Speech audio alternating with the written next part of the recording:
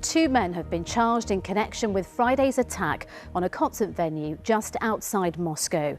Authorities now say at least 137 people died after four gunmen fired at concertgoers before setting the building on fire.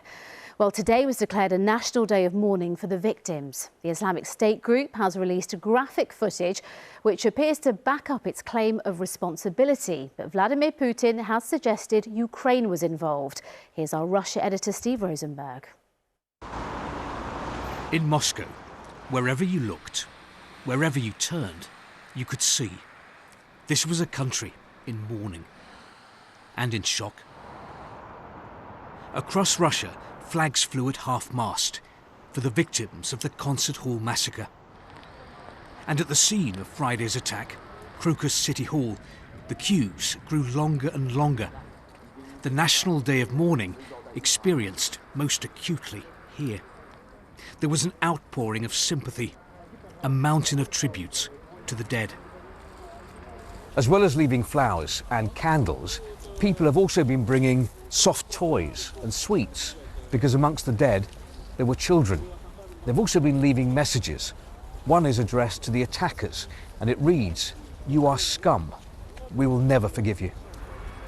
Among the crowd, there was a mixture of grief and anger. It was a big shock because I live nearby and I saw it from my windows. It's horrific and a big tragedy. Such a terrible loss, says Natalia. I'll never forgive or forget. Bring back the death penalty, Yevgeny says, for terrorists, for sure. This is how the attack had begun, with gunmen in the foyer and desperate attempts to take cover. The attackers moved on to the auditorium. By the end of this, more than 130 people were dead. 4 suspects have been arrested. Tonight, the suspected gunmen appeared in court. Russia claims they'd been caught fleeing to Ukraine and had contacts there. Kiev fiercely denies any link to the attack. The Islamic State group says it was behind the shooting. And on this day of mourning, silent prayers from a sombre-looking President Putin. The Kremlin says he lit a candle for the victims in church at his country estate. And Russia is praying that there will be no more attacks. If there are, that will test people's faith in the president to keep them safe. Steve Rosenberg, BBC News, Moscow. Well, tonight, France has raised its terror threat level in response to the Islamic State group's claims of responsibility for the attack in Russia. Joining me now is our security correspondent, Frank Gardner. Frank, what can we say about why Islamic State might have targeted Russia?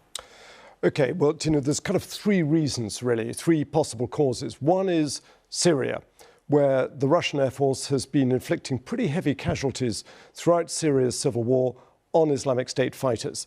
And a recent communique by Islamic State's kind of leadership said, we will never forgive and forget. In other words, we will settle scores. So that's one possibility. Another is Afghanistan, where ISIS's what's called Khorasan branch are fighting the Taliban. Now, that's going to sound strange, but they are mortal enemies. And ISIS considers that the Taliban are allies of Russia. In 2022, they attacked the Russian embassy in Kabul, so that's another possibility. And the third is the general kind of suppression by Russia's FSB, that's the Domestic Security Agency, of suspected jihadists and other Muslim individuals inside Russia. And based on this news tonight from France, Frank, what's your assessment of the Islamic State threat in Europe? Well, it never went away. So MI5, for example, here in the UK, which is the security service, their highest priority, the bulk of their workload is still ISIS and Al-Qaeda-inspired terrorism, trying to head off those threats.